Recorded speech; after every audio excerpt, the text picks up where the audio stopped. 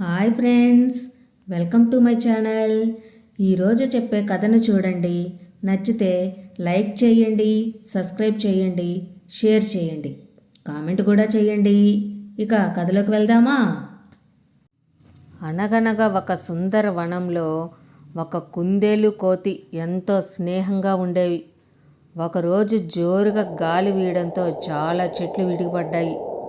దాంతో అక్కడుండే జంతువులకు చాలా కష్టమైంది. కానీ ఏ జంతువు వాటి గురించి పట్టించుకోవడం లేదు. అప్పుడు కుందేలు కోతి ఏం చేద్దామా అని ఆలోచించసాగాయి. వెంటనే వెళ్ళి ఏనుగులను కలిసి విషయం చెప్పాయి. అవునా, ఈ అడవిలో చాలా జంతువులున్నాయి, ఈ పని మేమే ఎందుకు చేయాలి అని చెట్లను తీయడానికి అవి ముందుకు రాలేదు. అప్పుడు కోతి కుందేలు ఒక ఉపాయం ఆలోచించాయి. పొద్దున్నే మృగరాజు దగ్గరికి వెళ్ళి, రాజా, మేమిద్దరం కలిసి ఒక బల ప్రదర్శన చేయబోతున్నాం, మీరు తప్పకుండా రావాలి అని అన్నాయి. అలాగేనంటూ అడవిలోని మిగతా జంతువులను కూడా తీసుకెళ్ళింది మృగరాజు. అక్కడ కుందేలు కోతి రెండూ కలిసి కింద పడిన వృక్షాలను పక్కకు తోయడానికి ప్రయత్నిస్తున్నాయి. కానీ అవి కొంచెం కూడా జరపలేకపోతున్నాయి. దాంతో అక్కడున్న జంతువులన్నీ నవ్వసాగాయి. వెంటనే మృగరాజు వాటిని వారించింది.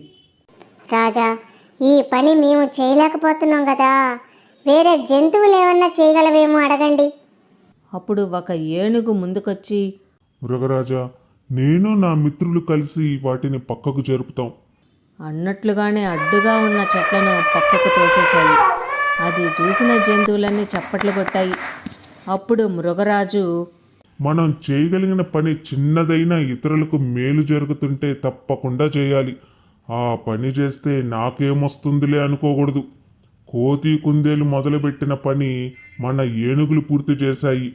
అలా ఒకరు కాకపోతే మరొకరు చేయందిస్తేనే అందరం ఆనందంగా ఉంటాం అని మృగరాజు జంతువులన్నిటితో చెప్పింది. ఆ తర్వాత ఏనుగులు, మమ్మల్ని క్షమించండి, మీరు అడవి గురించి ఆలోచించి అలా అడిగారని తెలియక మేము రామన్నాం. ఇక నుంచి ఏ పనైనా సరే కలిసే చేసుకుందాం అని ఏనుగులు కోతి కుందేలుతో అన్నాయి.